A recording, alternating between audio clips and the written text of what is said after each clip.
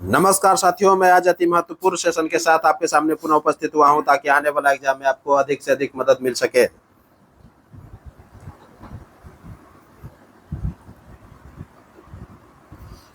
तो पहला क्वेश्चन है,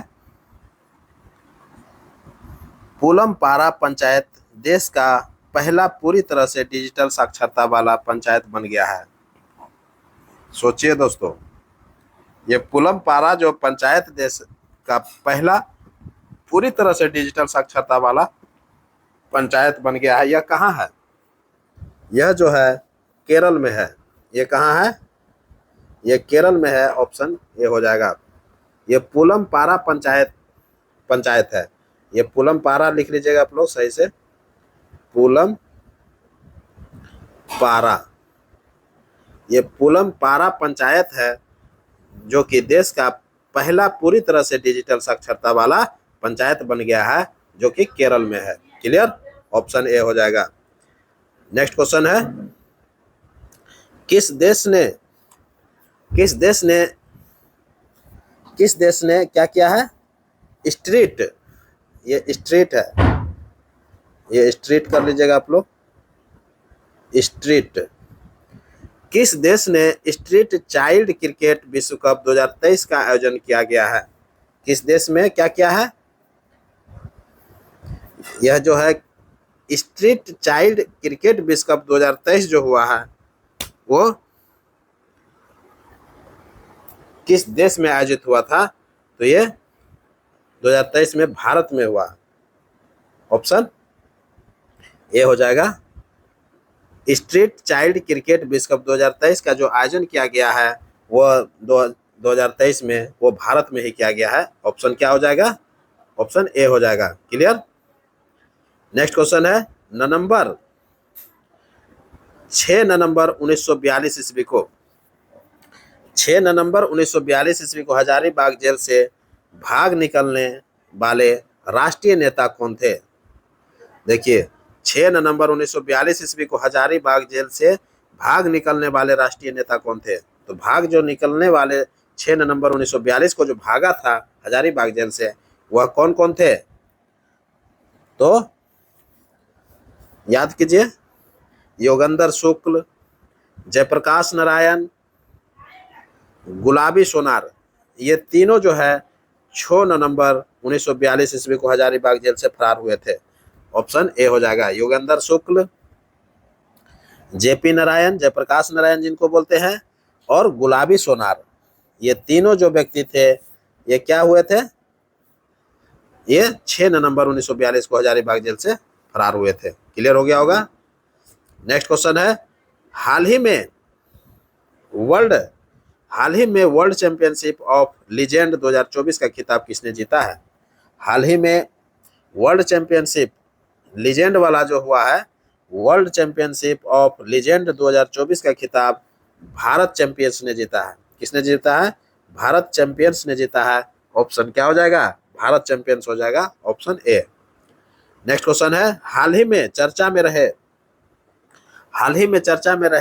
नासा के, हाल ही में जो चर्चा में रहा था नासा का चैप्पी CHAPPEE प्रोजेक्ट का संबंध किससे है? ये चैप्पी प्रोजेक्ट है ये, तो किससे संबंध है ये? तो मंगल ग्रह से है। किससे है? मंगल ग्रह से है। ऑप्शन क्या हो जाएगा? ऑप्शन ए हो जाएगा। ये हाल ही में नासा के द्वारा जो चर्चित रहा प्रोजेक्ट चैप्पी प्रोजेक्ट रहा, और ये मंगल ग्रह के लिए प्रोजेक्ट था। क्लियर? ऑप्शन ए हो जाएगा। नेक्स्ट क्वेश्चन है, हाल ही में किस हाईकोर्ट ने, देखिए किस हाईकोर्ट हो जाएगा यहाँ, किस हाईकोर्ट ने ट्रांसजेंडर के लिए 1% नौकरी में आरक्षण का आदेश दिया है? देखिए हाल ही में कौन सा हाईकोर्ट जो है ट्रांसजेंडर के लिए क्या किया है? 1% जो है सरकारी नौकरी में आरक्षण का आदेश दिया है। तो वह कौन सा हाईकोर्ट दिया है? तो कोलकाता हाईकोर्ट दिया है। बहुत इंपॉर्टेंट क्वेश्चन है दोस्तों। यही सब क्वेश्चन जब एग्जामिनेशन में पूछा जाता है तो आपको लगता है कि क्वेश्चन कहां से उठा लिया गया है। क्लियर? तो कलकत्ता हाईकोर्ट ने ट्रांसजेंडर के लिए 1% नौकरी में आरक्षण देने का आदेश दिया है। क्लियर? नेक्स्ट क्वेश्चन है, दर्रात, दर्रात अभ्यारण्य किस राज्य में है? दर्रात अभ्यारण्य जो है किस राज्य में है?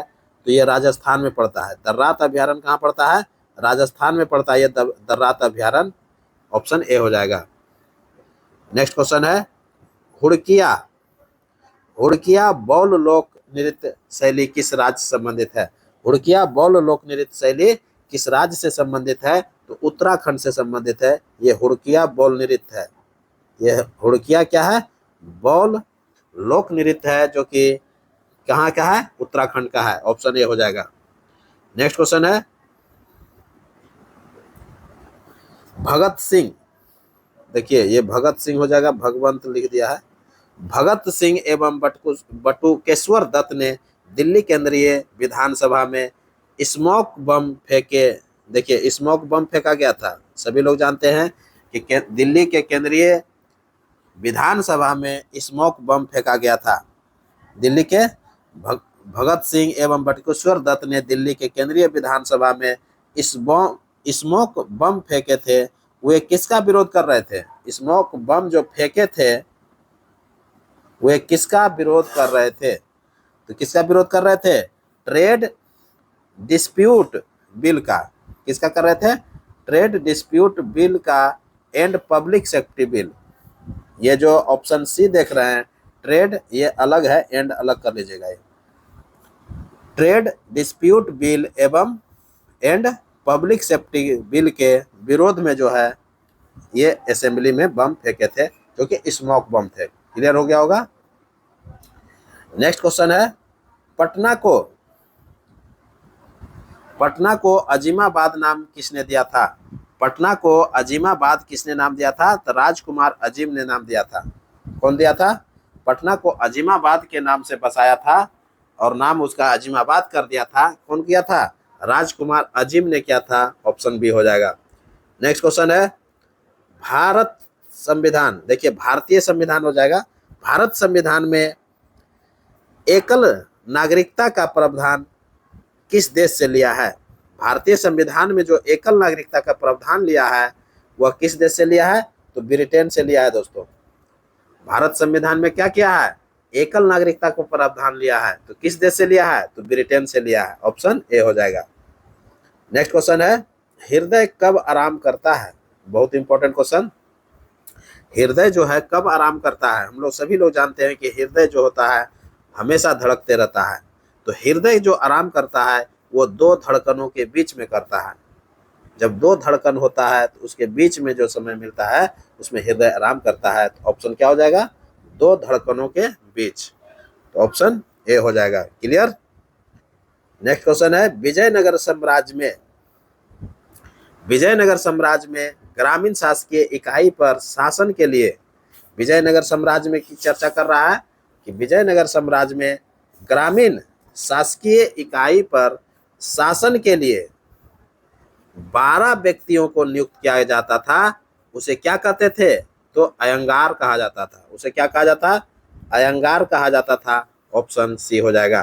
तो विजयनगर साम्राज्य में ग्रामीण शासकीय इकाई पर शासन करने के लिए 12 व्यक्तियों को नियुक्त किया जाता था, जिसे अयंगार कहते थे। क्लियर हो गया होगा। ऑप्शन सी हो जाएगा। नेक्स्ट क्वेश्चन है अग्नाशय। अग्नाशय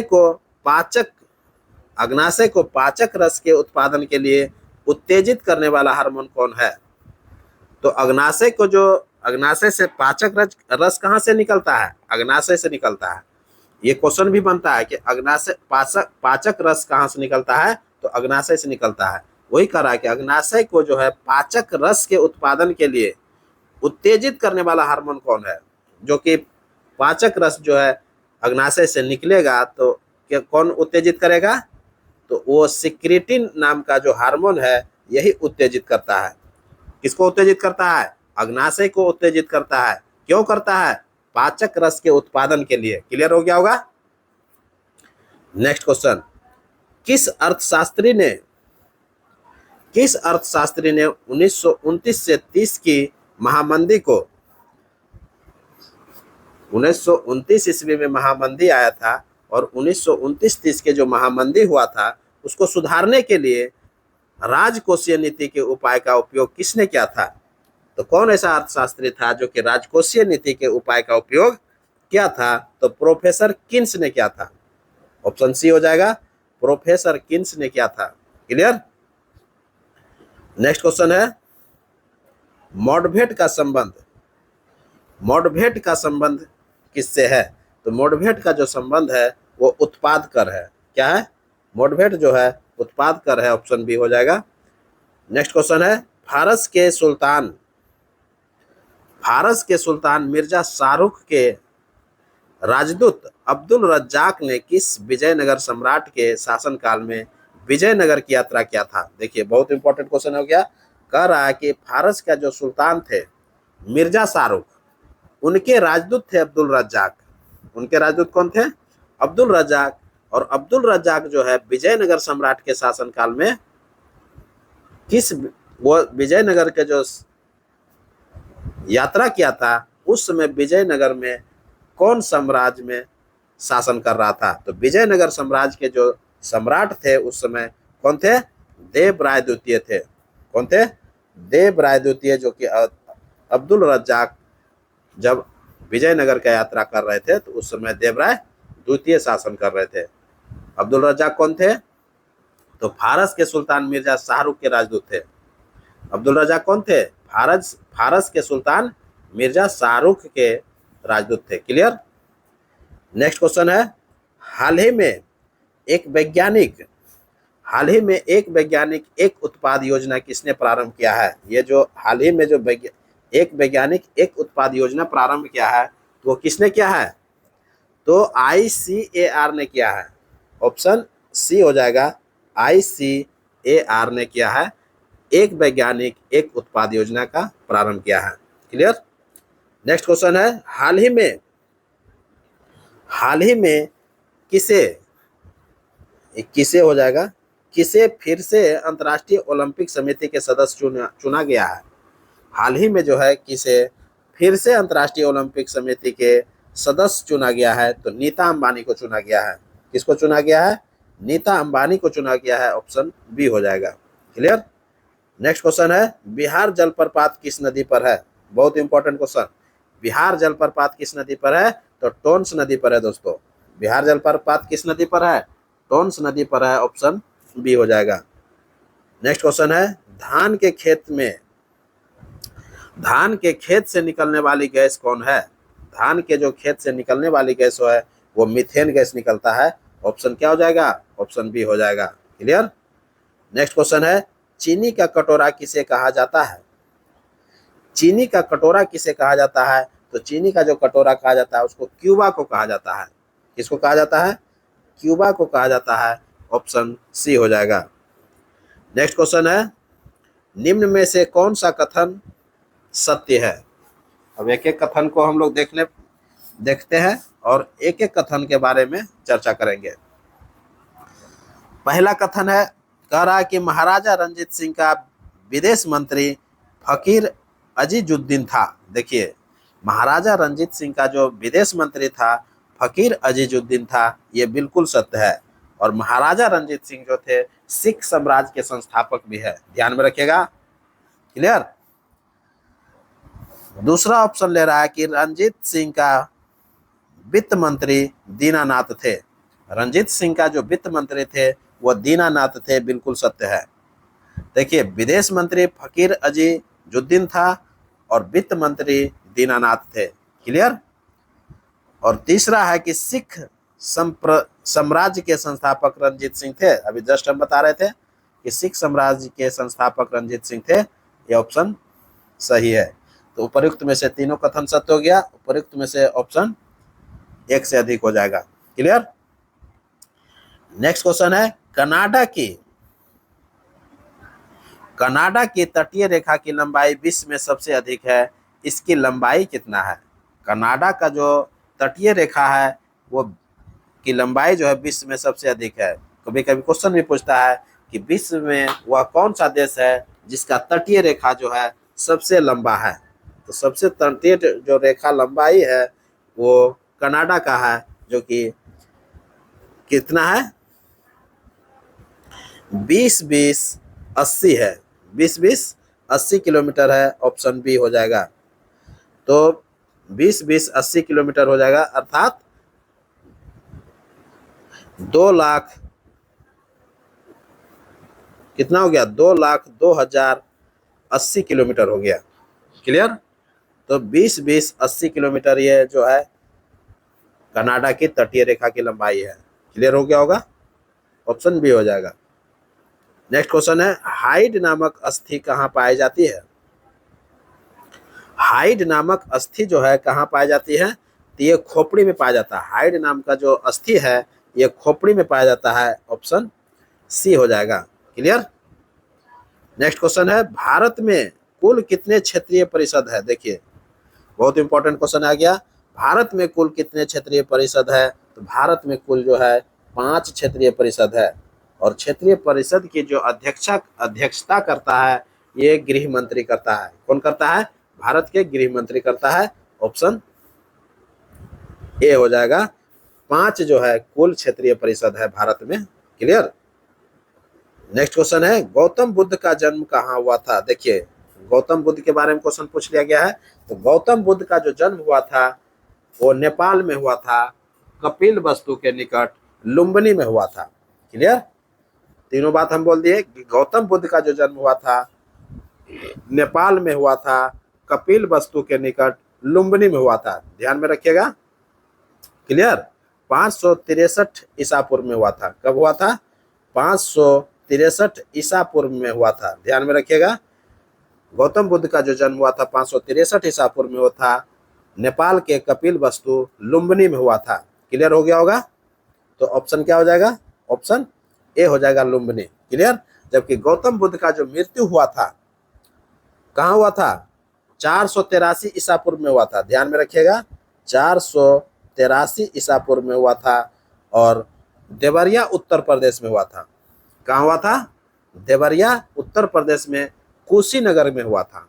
देवरिया उत्तर प्रदेश में कुशीनगर में हो गया था मृत्यु। क्लियर हो गया होगा। तो गौतम बुद्ध का जो मृत्यु हुआ था कुशीनगर देवरिया में पड़ता है, जो कि 483 ईसा पूर्व में हुआ था, उत्तर प्रदेश में हुआ गया था। क्लियर।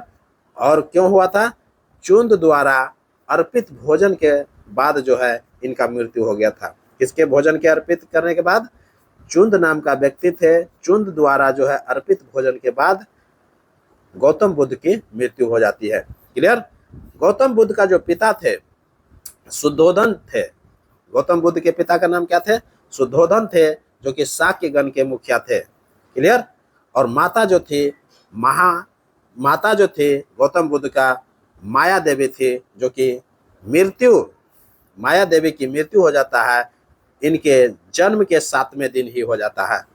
गौतम बुद्ध का जब जन्म होता है तो माया देवी की मृत्यु जन्म के 7वें दिन ही हो जाती है। तब जाकर के जो है गौतम बुद्ध का जो लालन पालन किया जाता है इनकी सौतेली माँ के द्वारा, जो कि प्रजापति गौतमी ने किया है। क्लियर। तो गौतम बुद्ध का लालन पालन कौन करता है? गौतम बुद्ध की सौतेली माँ प्रजापति गौतमी ने करता है। क्लियर। गौतम बुद्ध का जन्म जो हुआ था कब हुआ था? 563 ईसा पूर्व में लुम्बिनी में। गौतम बुद्ध का बचपन का नाम क्या था? सिद्धार्थ। क्लियर हो गया होगा। ये सारा जो है हम पॉइंट्स आपके सामने रख दिया हूं गौतम बुद्ध के बारे में। एक भी पॉइंट्स अगर क्वेश्चन आएगा तो आपसे छूटेगा नहीं। क्लियर।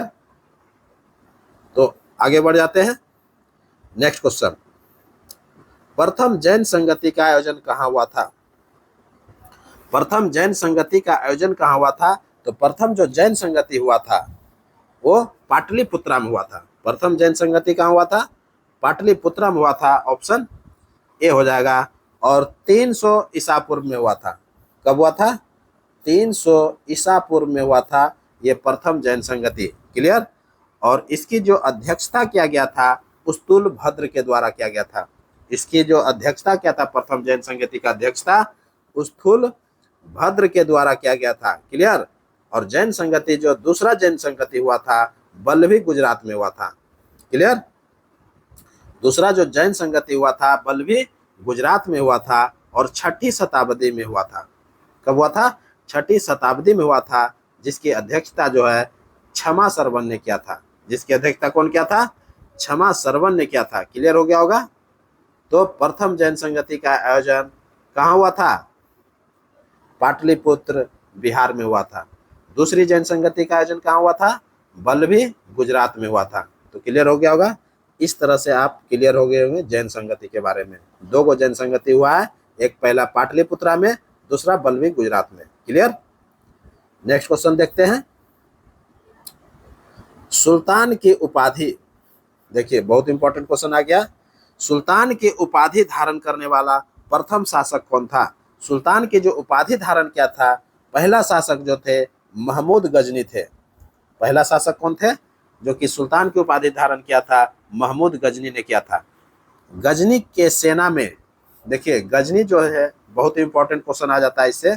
गजनी के सेना में सेवंत राय एवं तिलक जैसे हिंदू जो थे उच्च पदों पर आसीन थे। दोस्तों, सेवंत राय एवं तिलक जैसे जो हिंदू व्यक्ति थे, इनके सेना में उच्च पदों पर आसीन थे।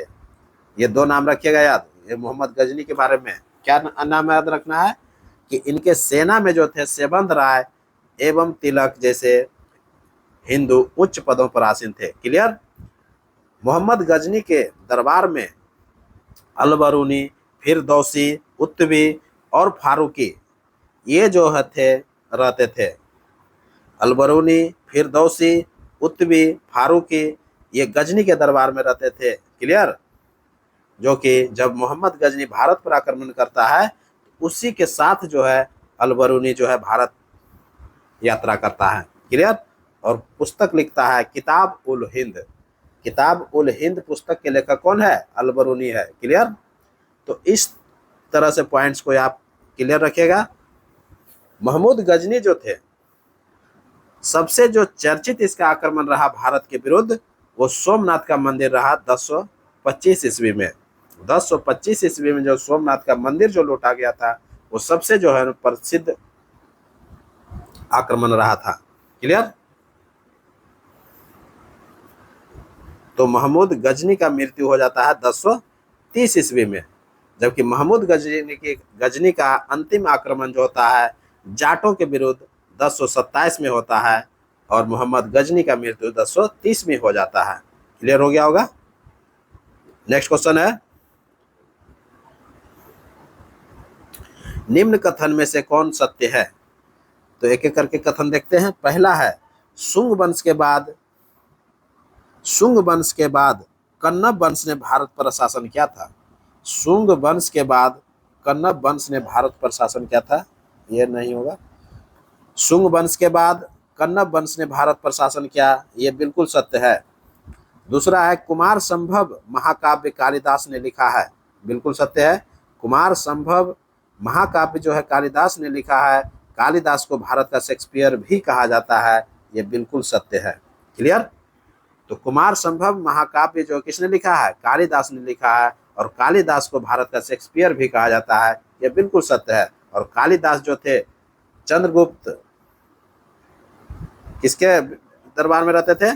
चंद्रगुप्त द्वितीय के दरबार में रहते थे, जिसको विक्रमादित्य के नाम से जाना जाता है। क्लियर। तीसरा है, कौटिल्य के अर्थशास्त्र में राजनीतिक नीतियों पर, कौटिल्य के अर्थशास्त्र में राजनीतिक नीतियों पर प्रकाश डाला गया है, यह बिल्कुल सत्य है। कौटिल्य के जो अर्थशास्त्र है उसमें क्या किया है? राजनीतिक नीतियों पर प्रकाश डाला गया है, यह बिल्कुल सत्य है। तो उपरोक्त में से यह तीनों कथन सत्य हो गया, तो ऑप्शन क्या हो जाएगा? ऑप्शन डी हो जाएगा। क्लियर।